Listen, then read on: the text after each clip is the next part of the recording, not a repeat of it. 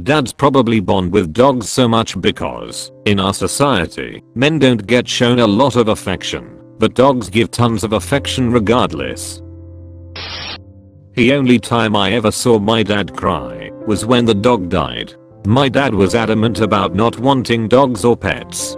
Thought he was a tough guy until my aunts and uncles, his younger siblings, told me the dirt. Apparently the family had a dog before I was born, and the dog died of old age, but my old man took it really hard, and so did my grandfather. Ever since then they just decided to not have any more pets cause they didn't want to go through the same loss. I'm totally convinced that all dads who don't want pets and then love them after you bring them home just don't know how and don't want to say goodbye when the time comes. It's BC, we know we have to bury them. It's like having a kid and knowing he'll die before you. It's tough and no parent should ever have to bury their kid. That is the one thing that makes dogs worse than children in my opinion. You get a dog knowing that it will die relatively soon, and in a lot of cases you have to decide when your dog will die. Most parents have the hope their kids will outlive them and likely will never have to make a decision like that. Good point. I was thinking about getting a dog, but I'm gonna go with a child after reading this. I don't want to have to make that decision. Try getting a child for a while first. If you can feed it, train it and keep it healthy for a long time, then, and only then, you will know that you're ready for a dog. A baby boomer dad once told me my wife doesn't care when I come home from work. The kids don't care, but my dog is always so happy to see me. Edit. Whoa there, I did not mean for this to become a thing. They have a nice marriage, and she loves him. He was joking. They have a huge house and the dog knows he's home before the humans do. And it was definitely a dogs are the best comment, rather than the my life is misery and women are evil narrative that some of you are projecting onto this. Non-dad here. Don't need to have kids to know that dogs are awesome and I appreciate the love they show me every day. My little Jack died this past Monday. Had the little fella 19 years.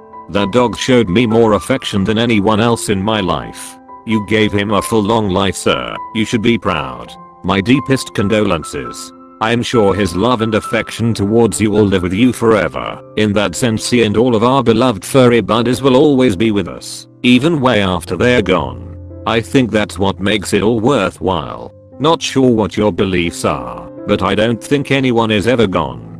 We will all reunite with our family when we pass, our ancestors, those we love and care about, and be with them eternally. Animals are obviously family. Minus 19 years is a far longer time than most doggos can give their men. Count yourself so lucky. My buddy gave me 10 wonderful years before he succumbed to lymphoma, an all too common ailment for black labs. I've since adopted 2 rescues, and while I love them dearly, they are not buddy. Cherish the time you have with a like-minded dog. He is a part of you, and when he goes so does that part. Edit. Sorry, I wrote this as a man-to-man friend talk in my head. Apologies to the ladies. I wasn't trying to be misogynistic, but it ended up being that way. That sounds so sad when you put it that way. Sad but often true. I'm bad. Nobody pays attention to me except for dog. Edit. So I want to thank most all of you for the kind words. I apologize if I made it sound terrible, as I was mostly just being over dramatic. I come from a loving family that I know love them and depends on me greatly. I mostly said this because being a father is often a very thankless job. My family is my life. I come straight home after work every day and my time is spent between homework, household chores and sports games. Often with very little time to myself until everyone is asleep. An hour or 2 in front of the TV and a dog walk is usually my me time. That last piece of pizza always goes to the hungriest kid and I never get to pick the restaurant when we go out. And I'm honestly fine with that. I love making them happy. But yes, sometimes I get weary of day-to-day life and want to feel needed and appreciated more often than birthdays and Father's Day. Well, when I'm overlooked and feeling down, I can always rely on the dog. He's always excited to see me no matter what. I'm always important to him, and he knows that. That's his job. Man's best friend.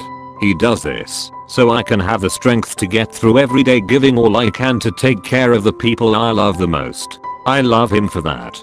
Thanks for giving attention.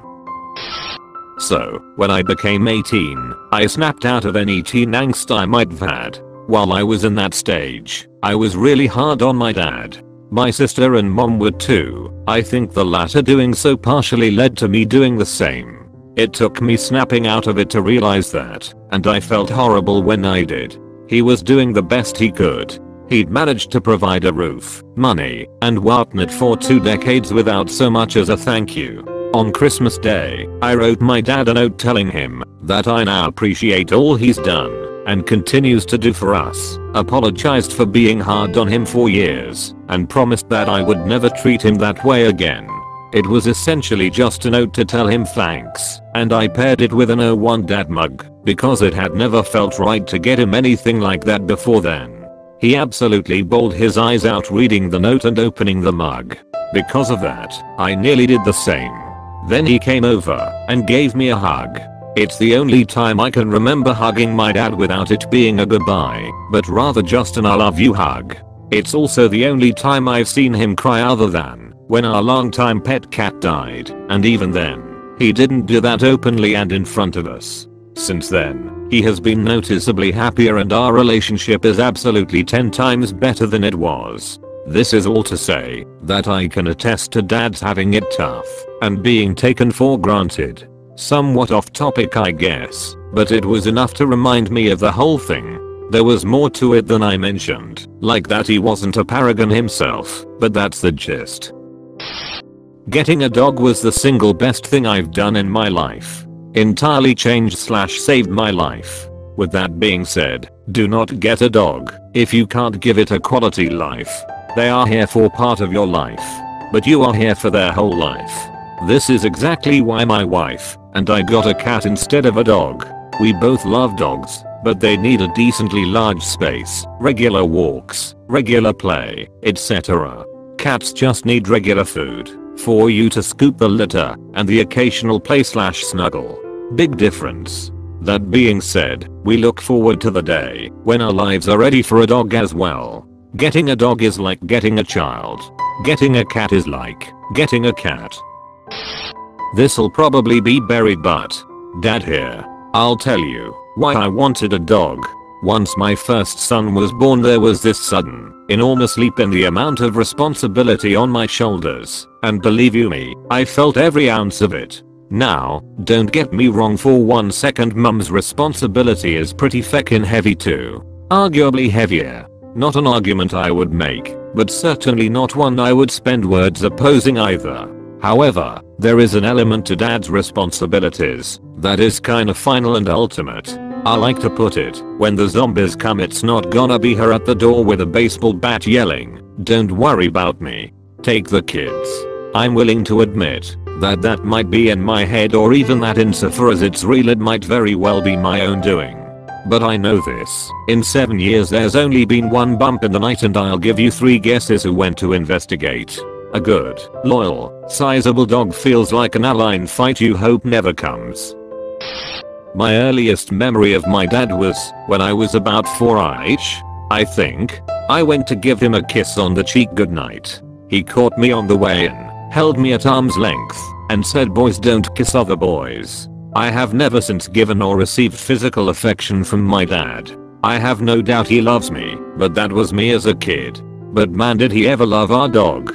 He cried when the dog died, cuddled with the dog, etc. Now, on the flip side, I know how much this affected me, which means my kid gets showered with affection. Every day she gets told I love you a ton of times, and she gets more kisses than probably any kid needs. When my dad was in bed during his last days, my mum brought the dog upstairs to see him one last time before he passed. "Look who's here to see you" was one of the only times I saw him smile during his final days. The dog got on the bed and lay next to dad and cried. He could sense it. Ironically, my dog ended up passing away due to the same disease, albeit the dog version, as what my dad had. Life is cruel like that. Both my dogs know when my dad is home. They know the sound his tires make on the tarmac when he parks his car and the way he opens the padlock and gate. Both start crying and jumping at the door. Comment and subscribe.